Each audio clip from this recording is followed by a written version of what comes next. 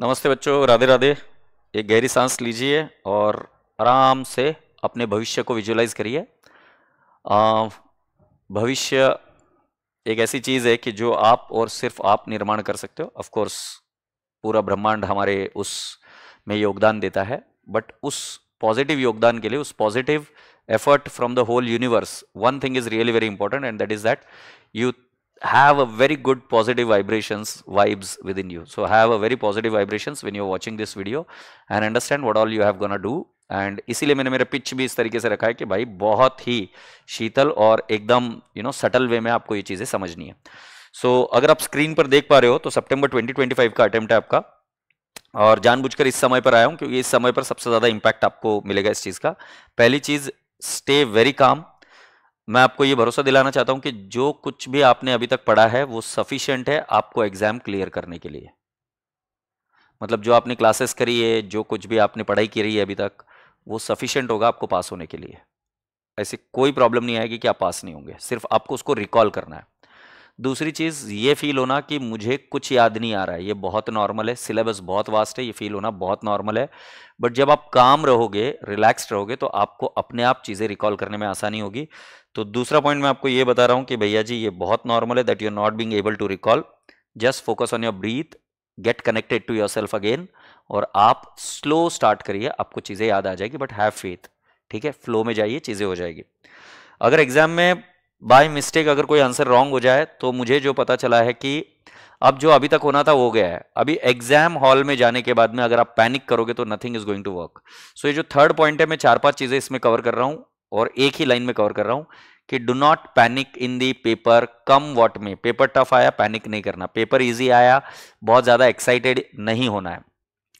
Paper में आप कोई चीज भूल रहे, पैनिक नहीं करना है। ध्यान से सुनना, पैनिक ये एकमात्र ऐसी चीज है जो किसी भी समय, किसी भी पेपर में आपका पास या आपका सक्सेसफुल रिजल्ट अनसक्सेसफुल में कन्वर्ट कर देगी। आपको बिल्कुल शांत रहना है, भले ही सामने वाला आदमी आपको कितना ही छेड़ दे, जो कि आईसीआई है, आईसीआई आपको कितना ही तंग कर दे, आपको आपका काम लूज नहीं करना है।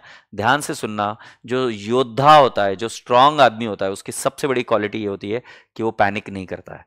जब कभी भी एग्जाम हॉल में बैठो तब ध्यान में रखना कि you are within yourself like a Bhagat Singh, you are within yourself like doctor Baba Saheb Ambedkar. जिसको काम करना है अपने कलम से, जिसको काम करना है अपने कर्म से, आपको ये नहीं करना है कि भैया जी एकदम से पैनिक हो जाना है और मैं क्या अभी अगला अटेम्प्ट, कुछ नहीं। No negative thinking. Exam hall में you are going to be very calm and composed. Come what may कुछ भी हो जाए, ऊपर से आसमान नीचे गिर जाएगा, फिर भी पैनिक नहीं करोगे। जस्ट बी काम, हो जाएगी चीजें, ठीक है। अभी एडवांस अकाउंट्स के पेपर को समझ लेते। 30 मार्क्स के एमसीक्यूज आते हैं और 70 मार्क्स का आपका ये आता है। तो मैंने इसको किस तरीके से डिवाइड किया, 30 मार्क्स के एमसीक्यूज 110%, ये बहुत ज्यादा इंपॉर्टेंट है। आपको इन एमसीक्यूज को करने के लिए मॉड्यूल बाद में करना, बट इंस्टीट्यूट द्वारा दी गई केस स्टडी बेस्ड क्वेश्चन से ये जरूर करिएगा। उसके बाद में सेकंड लेवल पर आपको क्वेश्चंस करना है प्रीवियस ईयर क्वेश्चन पेपर, और फिर तीसरे लेवल पर आपको करना है मॉड्यूल के क्वेश्चंस। ध्यान से सुनना, इसका एक भी क्वेश्चन छोड़ के मत जाना, क्योंकि इसके अंदर स्टेप वाइज मार्किंग नहीं होती। इसमें पूरे के पूरे मार्क्स मिलेंगे, नेगेटिव मार्किंग नहीं है किसी भी सूरत में। मेरे हिसाब से अगर आप मानो तो एमसीक्यूज को पहले सॉल्व करने की कोशिश करिए, भले ये डिफिकल्ट भी लगे, जो कि लगेगा। देखो, ये जाते वक्त पेपर में समझ के जाना कि भैया कुछ तो चीजें इधर उधर होगी, तो इधर के ये क्वेश्चन करने में आपको ज्यादा सुविधा होगी। क्योंकि कॉमन सेंस से पूछो, 1 या 2 नंबर के जो क्वेश्चन आएंगे वो कितने ही टफ हो जाएंगे, टफ नहीं हो सकते। उसमें या तो ऐसा होगा कि आपको आ रहा है या नहीं आ रहा है, नहीं आ रहा है तो आगे बढ़ जाना, क्योंकि ऐसा जरूरी नहीं कि आपको सब चीजें आना। बट 1 या 2 नंबर के क्वेश्चन टफ नहीं होंगे, इजी होंगे। Are you getting my point? तो पहले एमसीक्यूज को सॉल्व करिए। 30 में से कोशिश करिए कि आप यहां से किसी भी तरीके से 18 नंबर, 18 मार्क्स निकाल ही लो। बेयर मिनिमम बता रहा हूं, 18 मार्क्स निकाल ही लो, ठीक है। तो केस स्टडी अभी भी आप कर सकते हो, case study based MCQs institute के प्रीवियस ईयर क्वेश्चन पेपर और मॉड्यूल के पीछे के जितने क्वेश्चंस है एमसीक्यूज, सारे के सारे देखने के, कुछ भी नहीं छोड़ना है इसमें से। जब तक आती है बात चैप्टर्स की, ये बहुत इंपॉर्टेंट चीज है। बहुत सारे बच्चे ऐसे लगता है कि एएस पर पेपर आता है, बिल्कुल सही, एएस पर पेपर आता है, बट इसको थोड़ा सा डिवाइड करना बहुत जरूरी है। डिवाइड कैसे करना? एएस में कुछ एएस ऐसे है जो चैप्टर के माध्यम से कवर किए जाते हैं, जैसे कि example consolidation, amalgamation, amalgamation AS 14, consolidation 21, 23, 27, cash flow statement AS 3 और इन्वेस्टमेंट अकाउंट एएस 13। इसके अलावा आपके पास होता है ब्रांच, इंटरनल रिकंस्ट्रक्शन, बायबैक और कंपनी फाइनल अकाउंट। अगर आप ध्यान से देखेंगे तो चैप्टर्स पर आपको क्वेश्चंस आ सकते हैं 14 मार्क्स या 7 मार्क्स के। तो जरा देखिए अगर पास्ट के पेपर्स को, तो आप कंपनी फाइनल अकाउंट पर 14 मार्क्स के क्वेश्चन आए, अमाल्गमेशन पर 14 मार्क्स के क्वेश्चन आए, कंसोलिडेशन पर 14 मार्क्स, मतलब अमाल्गमेशन और कंसोलिडेशन और ये ब्रांच, ये 14 + 14 + 7 मतलब 14 + 14 + 7, ये तो हर पेपर में आया ही है। 35 मार्क्स तो आया ही आया है। कौन से दो टॉपिक बताया मैंने? कंसोलिडेशन, अमाल्गमेशन और ब्रांच। 110% 35 मार्क्स के क्वेश्चन हर बार आए। और राजा बेटा जी इसके बाद में cash flow statement 7 mark, investment 7 mark, internal reconstruction भी आया था, बायबैक भी आया था। मैं आपको बता रहा हूं ये टॉपिक जो मैंने बताया, इधर 8 टॉपिक बताया, बट 8 में से मैं दावे के तौर पर बता सकता हूं कि 5 से 6 टॉपिक आएंगे ही आएंगे आपके पेपर में, आना ही आना है। तो कितना प्रोबेबिलिटी हुआ? 5 डिवाइड बाय 8 करूं तो प्रोबेबिलिटी बता रहा हूं मैं 62.5% की भैया जी आपके पेपर में you will be able to cover at least 40 और 45 मार्क्स आराम से एकदम इजीली। और अगर मान लो 6 क्वेश्चन आ गए तो 6 divide by 8, it is 75% probability कि भैया जी इसमें से जो क्वेश्चंस मैंने आपको लिख कर दिए वो आएंगे ही आएंगे एग्जाम में। आप ये वीडियो अभी आप देख लेना और उसके बाद में वापस से जब रिजल्ट आएगा या एक पेपर आएगा तब चेक कर लेना कि भैया जी ये जो मैंने 8 टॉपिक्स लिख कर दिए ना, इसमें से 5 या 6 टॉपिक एग्जाम में आएंगे ही आएंगे। Is that okay? By and large. अब राजा बेटा जी जाहिर सी बात है कि इन टॉपिक्स को पहले हमें ज्यादा वेटेज देना पड़ेगा, ज्यादा समय देना पड़ेगा, तभी हम स्ट्रांग होंगे। ठीक है, अब आपका पास होने की जो प्रक्रिया वो इधर तक समाप्त हो जाती है, क्योंकि इधर 30 में से 18 मार्क्स लेके आ गए।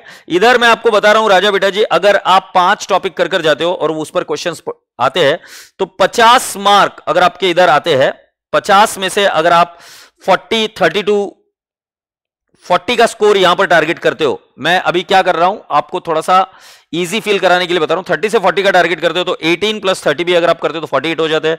18 + 40 अगर आप करते हो तो बेटा जी 58 का स्कोर आपका बन जाता है। अब राजा बेटा जी जो एएस है उसको भी डिवाइड करिए, प्रैक्टिकल और थ्योरी। प्रैक्टिकल के एएस का क्वेश्चंस डायरेक्टली देखना शुरू करिए, थ्योरी जो समरी शीट है उसको देखकर, उसके चार्ट्स देखकर directly start with the practical question. और कौन से क्वेश्चन करने बेटा जी? सिर्फ मॉड्यूल के क्वेश्चंस देख लीजिए। कई बार बीकॉम में गया क्या नहीं गया कि क्वेश्चंस देख के चले जाते थे, भैया इतना वास्ट सिलेबस कैसे करेंगे? क्वेश्चंस देख के जाइए और अगर चाहिए तो कुछ थोड़ा बहुत थ्योरी उसका देख लीजिएगा, बट इन पर क्वेश्चन जनरली प्रैक्टिकल आएगा। ये कौन सा? AS2, AS7, AS11, AS12, AS15, AS16, 19, 20, that's it. कितने AS हो गए बेटा? 1 2 3 4 5 6 7 8 AS हो गए ये प्रैक्टिकल। और थ्योरी AS में 1 4 5 9 10 17 18 24 25 26 29। अच्छा उधर और एक AS थे, 8 नहीं, ये AS22 भी प्रैक्टिकल है और 28 भी प्रैक्टिकल है, तो 10 AS प्रैक्टिकल है। और इधर देख लेते 1 2 3 4 5 6 7 8 9 10 11 AS थ्योरी है बेटा जी। अब मैं आपको बता देता हूं इन 11 AS में से, राइट, मतलब 21 AS हो गए टोटल, 10 और 11, इनमें से आने की चांसेस है कि बेटा जी 4 से 5 AS पर क्वेश्चन आएगा। तो 5 डिवाइड बाय 21 अगर आप देखेंगे तो इसके 23% चांसेस है कि कहां से क्वेश्चन आएगा। बट इसके बावजूद मैं आपको कुछ इंपॉर्टेंट एएस बता रहा हूं, प्रैक्टिकल एएस करके जाना, ऐसा हो ही नहीं सकता कि प्रैक्टिकल एएस पर क्वेश्चन आएगा ही नहीं, 100% क्वेश्चन आएगा उस पर। तो प्रैक्टिकल एएस पहले कर लेते तो बहुत आसान है, प्रैक्टिकल एएस कर लेना। थ्योरी पर राजा बेटा जी आपको सिर्फ थ्योरी देखकर जानी है और उसके जो कुछ क्वेश्चन है मॉड्यूल के उतने ही देख के जाना है। प्लीज इसमें मॉड्यूल के क्वेश्चन करिएगा और इसमें 100% आपके मार्क्स बनने लग जाएंगे। मॉड्यूल के क्वेश्चन अगर आप करते हो तो रिपीटेड उसी टाइप के क्वेश्चन आते हैं, चिंता मत करना। पेपर में कुछ चीजें आपको नहीं लग सकती है but don't worry about it, अपने कॉमन सेंस से उनको करने की कोशिश करिएगा, ठीक है। तो राजा बेटा जी first priority MCQ, second priority आपका चैप्टर्स जिसके अंदर कुछ इंपॉर्टेंट एएस भी मैंने डाल दिए, थर्ड प्रायोरिटी आपकी प्रैक्टिकल एएस और फोर्थ प्रायोरिटी पर आपके थ्योरी एएस। थ्योरी एएस के लिए ध्यान रखना आपको उसको थ्योरी भी उसकी पढ़नी पड़ेगी, थ्योरी पढ़कर निकाल देना और क्वेश्चन झट से देखकर निकाल देना। पिट पैट theory as it is repeat करते नहीं आएगी, चिंता नहीं करना। आपने डेफिनेशंस वगैरह रिपीट करने की कोशिश करना और बाकी का एनालिसिस के फॉर्मेट में आंसर लिख के आ जाना। Is that okay? रसगुल्ले बच्चों please have trust on me that कि आपका पास होना बहुत आसान है, बस इस सीक्वेंस को फॉलो करिएगा।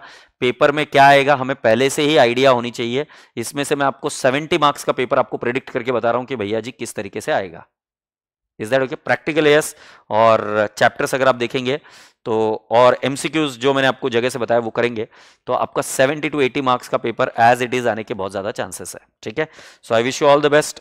डरना मत, मैं हर बार जैसे बोलता हूं वैसे आज वापस रिपीट करूंगा कि जब आप पेपर में बैठे रहोगे और आपका दिल घबराएगा, थोड़ा सा डर लगेगा, चिंता मत करना, बाजू में ही बैठा रहूंगा। एक बार ट्रस्ट करो मुझको, पूछ लेना, आंसर आ जाएगा। But do not panic in any situation. हर अच्छे काम के पहले उस काम के प्रति श्रद्धा, भरोसा होना बहुत जरूरी है। अपने आप पर भरोसा रखो बच्चों, आराम से पास हो जाओगे, आराम से पास हो जाओगे। ठीक है, trust me. All the very best, God bless you, lots of love, Radhe Radhe.